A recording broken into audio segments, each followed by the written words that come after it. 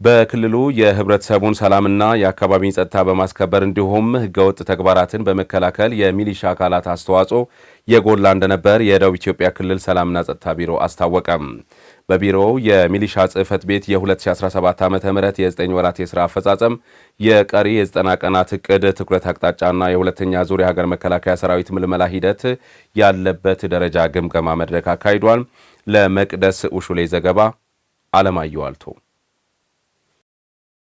በደቡብ ኢትዮጵያ ክልል ሰላምና ጸጥታ ቢሮ ሚሊሻ ጽሕፈት ቤት የ2017 ዓመተ ምህረት ያለፉት 9 ወራት የሥራ አፈጻጸም፣ ቀሪ 90 ቀን ዕቅድ ትኩረት አቅጣጫና የሁለተኛ ዙር የሀገር መከላከያ ምልመላ ሂደት ያለበትን ደረጃ ገምግሟል። በመድረኩ የተገኙት በቢሮው የሚሊሻ ጽሕፈት ቤት ዋና ኃላፊ አቶ ተስፋዬ ጎአ የህብረተሰቡን ሰላምና የአካባቢውን ጸጥታ በማስከበር ህገወጥ ድርጊቶችን በመከላከል ረገድ የሚሊሻ አባላት የተሻለ አፈጻጸም ማስመዝገባቸውንና ለቀጣይም የህግ በላይነትን ለማስከበር ከህብረተሰቡ ጎን በመቆም በትኩረት ይሰራል ብለዋል።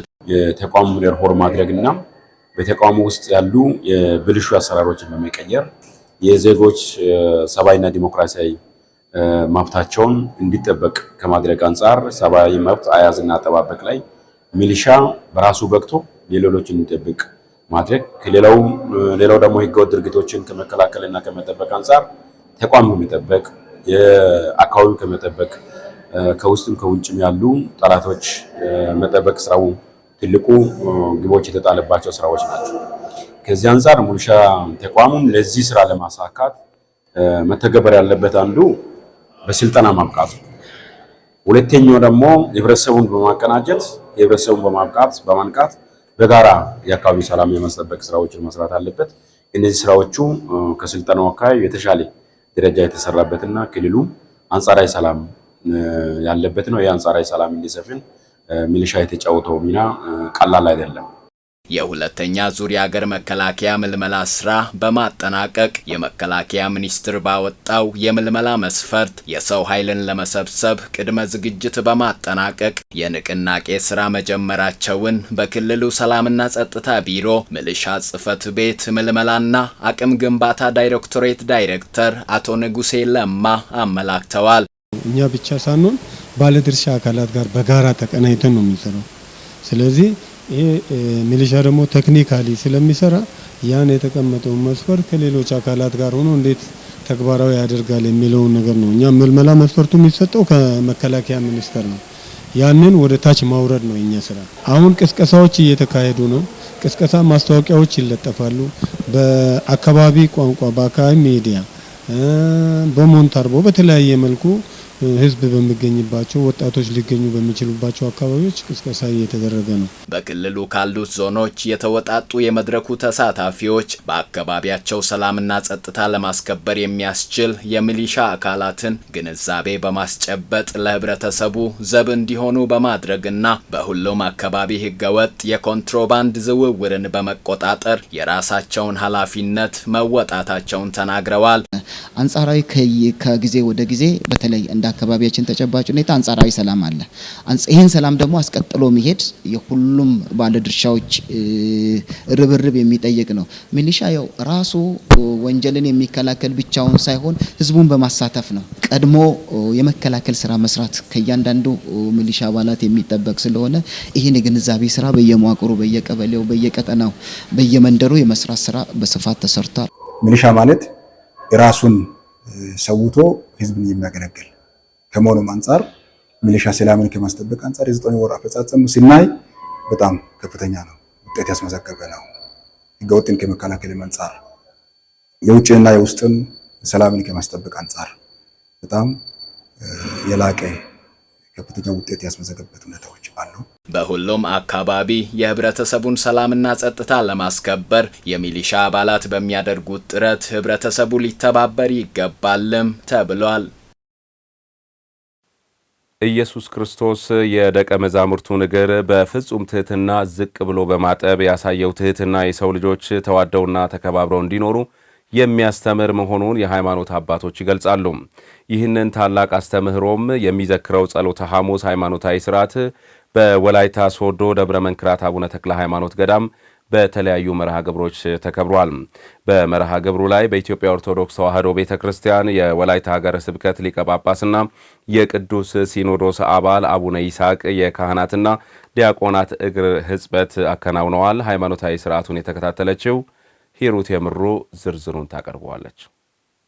ኢየሱስ ክርስቶስ በዚህ ዕለት ፍጹም ሰው ፍጹም አምላክ መሆኑን ለመግለጽና ለአርያነት ሲጸልይ በማደሩ ምክንያት ዕለቱ ጸሎተ ሐሙስ በመባል ይታወቃል። ትህትናንና ፍቅርን እንደዚሁም የአገልግሎትን ትርጉም ለማስረዳትና ለማስገንዘብ ጌታችን የደቀ መዛሙርቱን እግር በማጠቡ ዕለቱ ሕጽበተ ሐሙስ በመባል ይጠራል። አምላካችን መድኃኒታችን ኢየሱስ ክርስቶስ በጌቴሰማኒ ረጅም ጊዜ የጸለየበት ዕለት ስለሆነ ጸሎተ ሐሙስ ተብሎ ተጠርቷል። የእግረ ሕጽበት ሐሙስ የተባለው በዚህ በዮሐንስ ወንጌል ምዕራፍ 13 ላይ ተዘግቦ እንደምናገኘው ጌታችን አምላካችን መድኃኒታችን ኢየሱስ ክርስቶስ ማበሻ ጨርቅ ወስዶ ታጥቆ የሐዋርያትን እግር ያጠበበት ዕለት ስለሆነ የእግረ ሕጽበት ሐሙስ ተብሎ ይታወቃል። ሊቃውንተ ቤተ ክርስቲያን ሐዋርያቲሁ ከበበ እግረ አርዳዩ አጸበ ኮኖሙ አበ ወይም ወመሃሮሙ ጥበበ እያሉ ያመሰግናሉና ጌታችን አምላካችን መድኃኒታችን ኢየሱስ ክርስቶስ የሐዋርያትንም እግር አጠበ፣ ትሕትናንም አሳየ፣ ትሕትናንም አስተማረ የተባለ የሚነገርለት ዕለት ነው።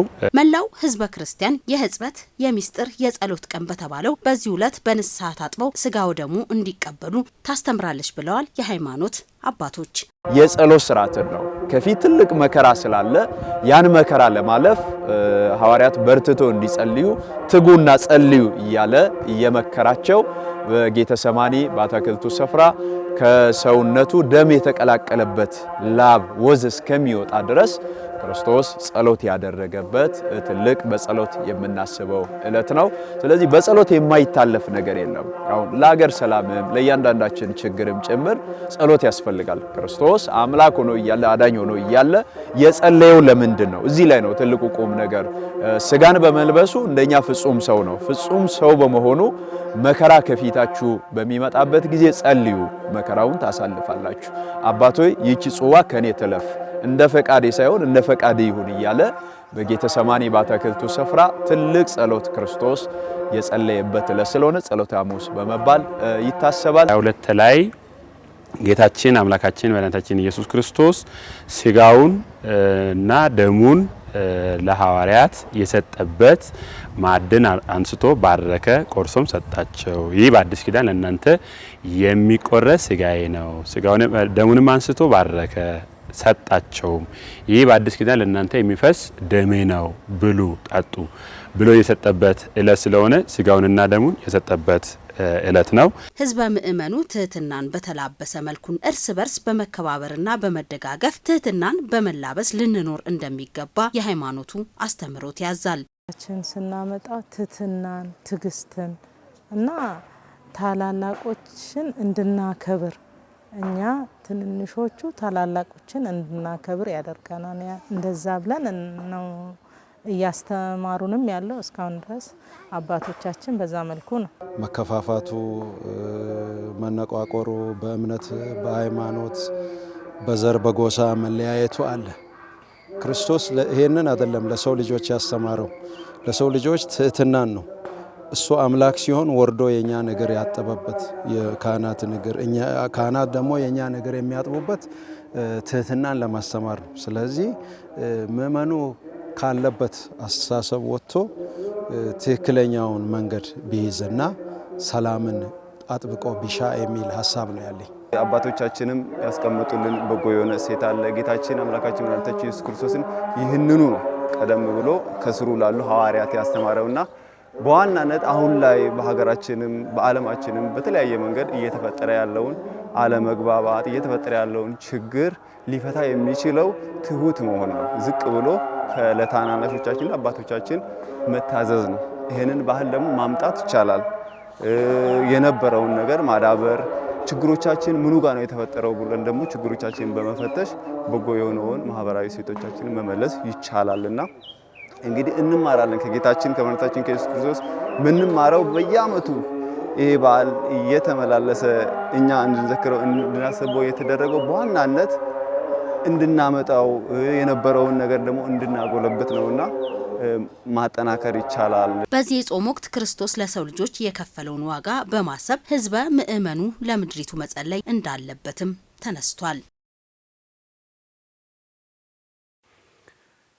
የሶዶ ማረሚያ ተቋም የፋሲካ በዓልን ምክንያት በማድረግ ለ111 ታራሚዎች ይቅርታ አደረገ። በመደበኛ ይቅርታ የተፈቱ ታራሚዎች ወደ አካባቢያቸው ሲመለሱም ማህበረሰቡን በማክበርና በመልካም ስብዕና ሊመላለሱ እንደሚገባ ተጠይቋል።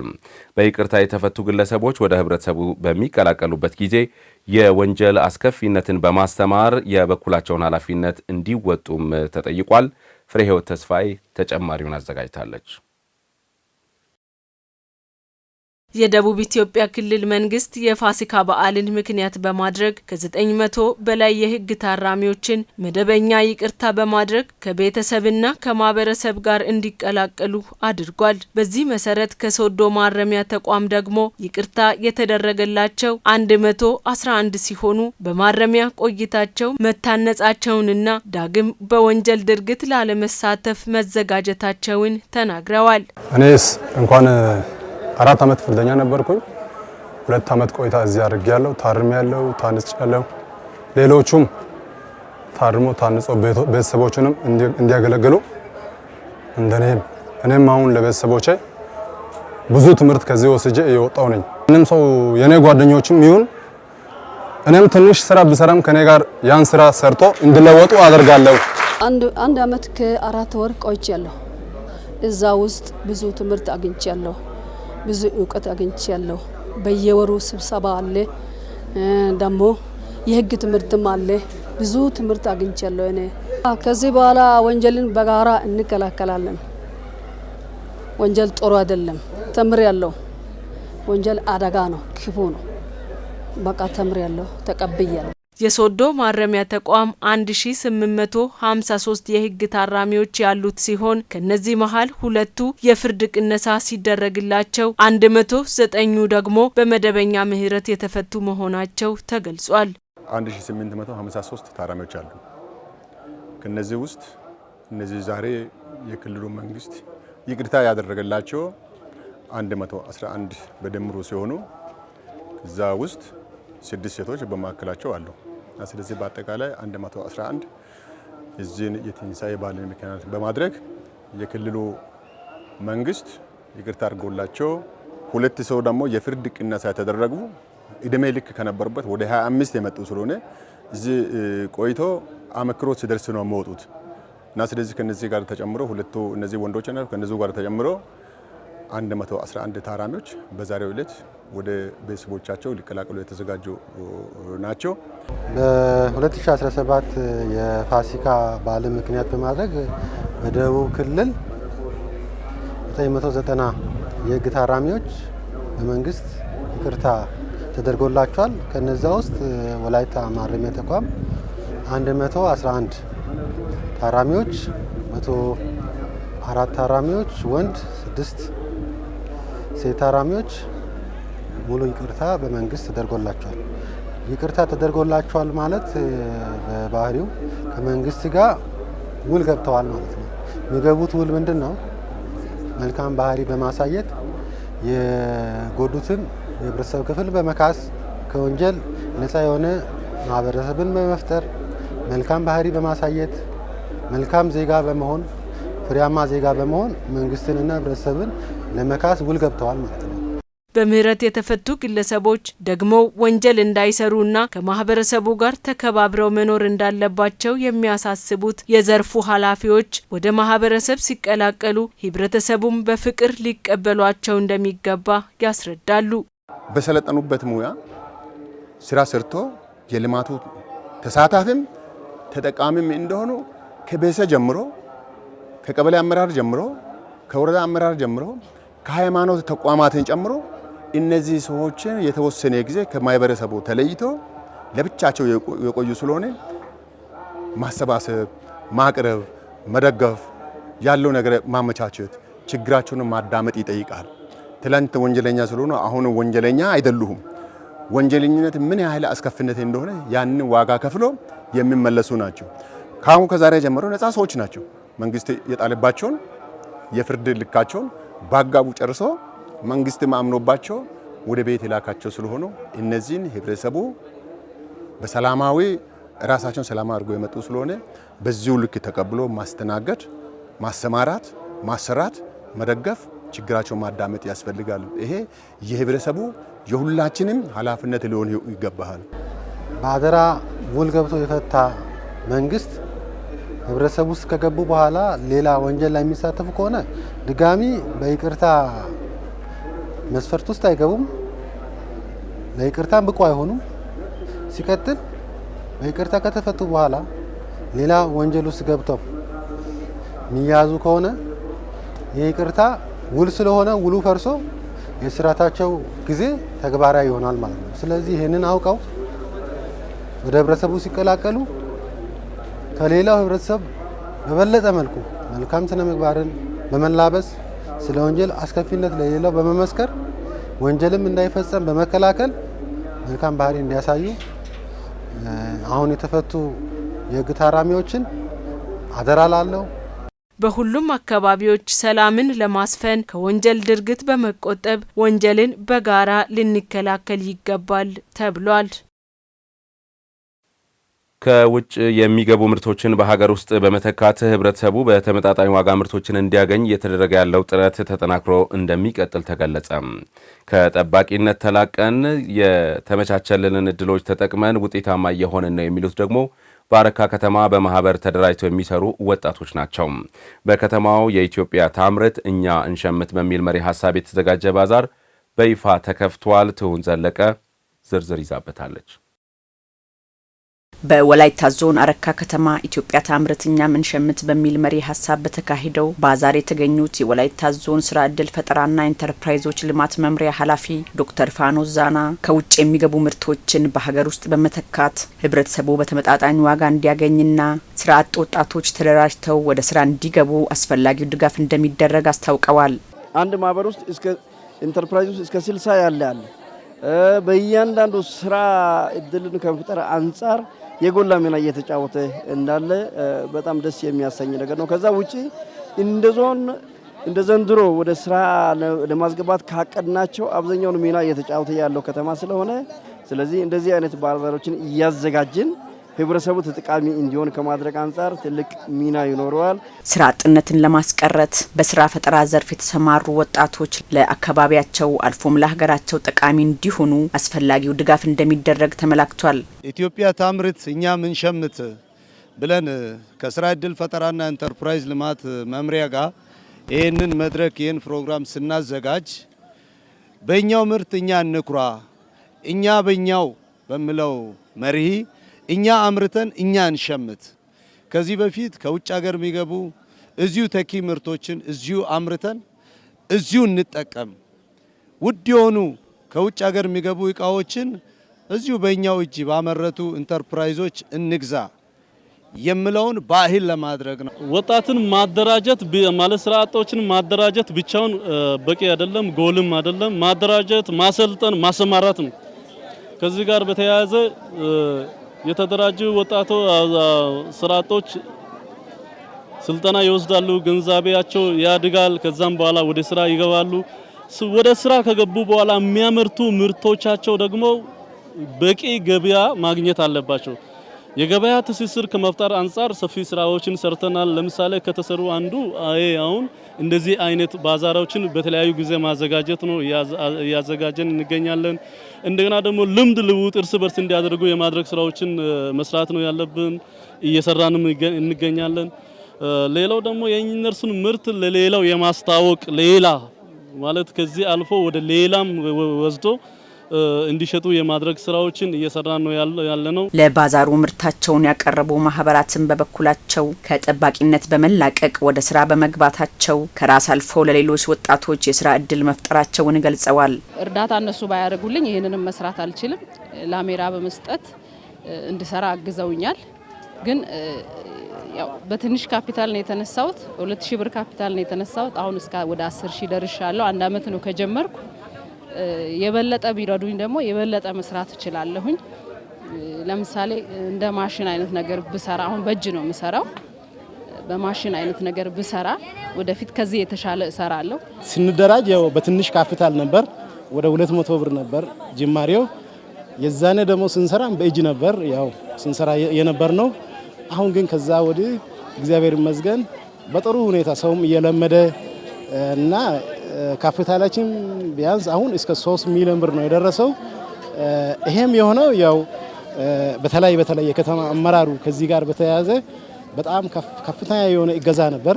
ስንገባ የነበረን ካፒታል ወደ 150 ሺህ ብር ነው። ነገር ግን አሁን ኢንተርፕራይዞች ባመቻቹልን የተሳለጠ አገልግሎት አንዳንድ አገልግሎቶችን በጥሩ ሁኔታ እያገኘን ነው። ገና ከተቋቋመ 1 ዓመት ያልሞላው ድርጅት ቢሆንም በመንግስት ድጋፍ በኢንተርፕራይዞችና በመንግስት አመራሮች በከተማው ከንቲባው ድጋፍ ጥሩ የሆነ አካሄድ እየሄድን ነው፣ እያደግን ነው። ስራ አጦች በማህበር ተደራጅተው ውጤታማና አምራች እንዲሆኑ ሰፊ ድጋፍና ክትትል ሊደረግ ይገባል። ዘንድሮ ከ9.2 ሚሊዮን በላይ ችግኝ ለመትከል ቅድመ ዝግጅት መደረጉን የዳሞት ወይዴ ወረዳ ግብርና ጽሕፈት ቤት አስታወቀ። በሚያዝያና ሐምሌ የተከላ ወቅቶች የችግኝ እጥረት እንዳያጋጥምም በየቀበሌው በተመረጡ ሞዴል አርሶ አደሮች ማሳ ላይ ችግኝ የማፍላት ስራ ሲሰራ መቆየቱም ተጠቅሷል።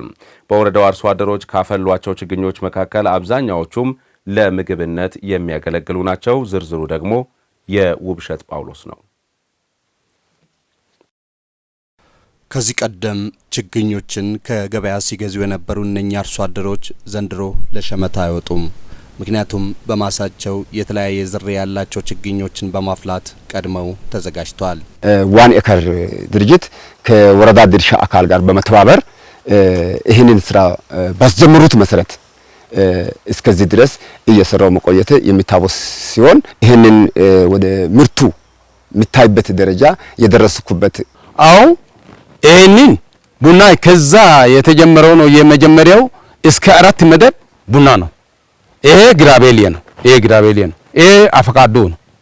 ይህንን ዘር ያመጡት ዋና ከርፈንድ አሁን ድርጅት መጥቶ ይህንን ደግሞ ፎቲም ዘርን ሞያም ይገዛ ያደረገን የቤተሰቦች ተሳትፎ ይህንን ለመስራት ነው የሞከርኩት። በዳሞት ወይዴ ወረዳ ባለፉት ጊዜያት በችግኝ ጣቢያዎች ብቻ የሚፈሉ ችግኞች ቁጥር ከፍላጎቱ ጋር አይጣጣምም ነበር።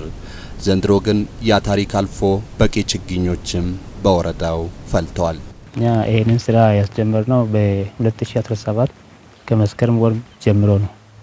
ያው በችግኝ ጣቢያ ላይ መስራት የሚገቡ ያው ዋና ተግባራትም ዝርዝር ተግባራትም ጨምሮ እስካሁን ድረስ በ5 ዋና ስፔሻሊቲ ላይ ስራ ጀምረን እየሰራን በዚህ ሳይት ሴሌክሽን እስከዚህ ድረስ እስከ ዲስትሪቢዩሽን ጊዜ ያለው በካላንደር መሰረት እየሰራን እያለን ነው። እኛ አሁን እዚህ ችግኝ ጣቢያ ላይ የምታዩ የተለያዩ የምርጥ ዘር ችግኞች ናቸውና አርሶ አደሩ ባለው እኛ በወሰነው ልክ በዛች ካሬ ውስጥ ችግኝ አፍርቶ የራሳቸውን ኑሮ ደረጃ ካሉበት ከፍ እንዲያደርጉ እየሰራ ያለ ድርጅት ነው። ይሄ ማለት አርሶ አደር አንድ ለምሳሌ አሁን 400 ካሬ ላይ እኛ ችግኝ የምናመርት ከሆነ 400 ካሬ ላይ በአንድ አመት ምን ሊያገኝ ይችላል የሚለውና ችግኝ ቢያፈላ ደግሞ ምን ያህል ያገኛል የሚለው በተጨማሪ ደግሞ ከአርሶ አደሩ ችግኝ የገዙ ሌሎች አርሶ አደሮች በራሳቸው ማሳ እነዚህ ምርጥ ዘር የሚባሉ ችግኞችን በመትከል የተሻለ ትርፍና ገቢ እንዲያገኙ እየሰራ ያለ ግብረሰናይ ድርጅት ነው። ለአግሮኢኮሎጂ የሚሰሩና ለምግብነት የሚያገለግሉ ችግኞች አሉ። በአጠቃላይ 5 ችግኞች ላይ ነው የምንሰራው። እንደ ወረዳችን ያለው እንዲህ አይነት ከዋን ኤከር ፕሮጀክት ኢትዮጵያ ከነሱ ጋር መተባበር 12 ቀበሌ ላይ ነው የምንሰራው። እንደ ወረዳችን በመጀመሪያ ይሄን የጀመርነው ሳይት ሴሌክሽን ጀምሮ ይሄ ፕሮጀክትም ወረዳ መንግስትም አንድ ላይ ተባብሮ ሲሰራ ነበረ። ችግኝ እጥረት ችግር ለመቀነስ እንደ ወረዳችን ያለው አቅጣጫ ነበረ፣ ተሳካ። እንደ ዘንድሮ አሁን ለምሳሌ እንደ ዳሞት ወይዴ ችግኝ ችግር ይኖራል ብዬ አላስብም። ጥሩ እድል ነው። የአመቱ ችግኝ ተከላ እቅድ 9 ሚሊዮን 200 ሺህ ነው፣ ግን ያሳካል። ትልቅ እምነት አለ። እንደ ወረዳችን ይሄ 12 ነው። በአርሶ አደር ደረጃ ያለው 12፣ በመንግስት ችግኝ ጣቢያ ያሉ 9 አለ። በኤንጂኦ ደግሞ በቀይ መስቀል በኩል የሚሰራ ችግኝ ጣቢያ አለ። አርሶ አደር በላይ ባልቻ ዘንድሮ በማሳው ባዘጋጀው መደብ ዘርፈ ብዙ ጠቀሜታ ያላቸው ችግኞችን ሲያፈላ ቆይቷል። ይህም አስደሳች ውጤቱን አስገኝቶለታል። ውጤቱም ያስደስተው እንጂ ብዙ ፈተናዎችንም ሲጋፈጥ ቆይቷል። የእቃና የውሃ መያዣ ጋንዳ ወይም ማቆሪያ ሸራ ዞን መንግስትና ሌላው የወረዳው ድርሻ አካል በመተባበር ቢሰጡ ከዚህ የተሻለውን ለመስራት ዝግጁ መሆንን ይገልጻለሁ። ታዲያ እንደ በላይ ባልቻ ችግኝ ሲያፈሉ የቆዩ ሌሎች አርሶ አደሮች የሚያነሷቸው ችግሮችስ እንዴት ይፈታሉ? እኛ ራሳችን ኦሮቶ ሰጥተናቸዋል። በዚህ ላይ በተጨማሪ የተለያዩ ማቴሪያሎች ጋሪ፣ አካፋ፣ ዛቢያ የመሳሰሉት ለመደብ ስራ የሚያገለግሉ ስራዎችን በተጨማሪ ዘርም ድጋፍ እያደረገን ነው የምንገኘው። አርሶ አደሮቻችን በጠየቁት ልክ እነሱን ለማገልገል ሙያዊ ዕውቀትም ለመስጠት የማቴሪያል ድጋፍም ለማድረግ ያው ዝግጁ ሆነን እየደገፈን ነው። ሮቶ አሁን ለምሳሌ 15000 ሊትር የሚይዝ ሮቶ አምጥተናል። ተጨማሪ ሮቶም በዛም አልቆመም። ቢያንስ ቤተሰብ ጋንዳ የምንላቸው ኩሬ አለ በካፒታል ባጀት የሚሰራ ቢያንስ ለነዚህ ሞዴል የሆኑት ከ12ቱ ወይ 6 ወይ 7 ቢሆን ድጋፍ ብናደርገው ውሃ አማራጭም ቢሆን እየፈታ ይሄዳል የሚል እምነት ይዘን እንደ ወረዳችን እንደ ዞናችን እየሰራ ነው የሚል። ዘንድሮ በተወሰኑ አርሶ አደሮች ማሳ ላይ ሲተገበር የቆየው የችግኝ ማፍላት ስራ በቀጣይ ወደ ሌሎች እንዲሸጋገር ትኩረት ተሰጥቶበታል ብለዋል የዳሞት ወረዳ ግብርና ጽሕፈት ቤት ኃላፊ አቶ ማርቆስ ኦሽላ። ዘንድሮ 2017 ዓ.ም የችግኝ ፍለት እቅዳችን 9.2 ሚሊዮን ነው። ስፔሻሊ በ90 ቀን ብቻ ለመያዝ ተከላም እንዲደርስ በ90 ቀን ብቻ ታቅደው እየተሰራ ያለው 3.6 ሚሊዮን ነው። ከዛ ወደ 2.6 ሚሊዮን ያክል ክንውን ላይ ደርሰናል። ችግኝ ስናፈላ ደግሞ ብዙ ጠቀሜታ ያለባቸው ችግኞችን ለይተን ነው የምናፈላው። ስፔሻሊ አግሮፎረስትሪ ችግኞችን በዋጋ ውድ የሆኑ ችግኞችን እያፈላን እንገኛለን። በዚህ በሚያዝያ ወር ተከላም የተዘጋጀ ችግኝ አለ። ከዛ አልፎ ለሐምሌም ወር የሚዘጋጅ ችግኝ አለ። ያንን በየወሩ በዛች ለይተን አከፋፍለን አዘጋጅተናል። ጉድጓድ ቁፋሮም በዛው ልክ እያዘጋጀን እንገኛለን።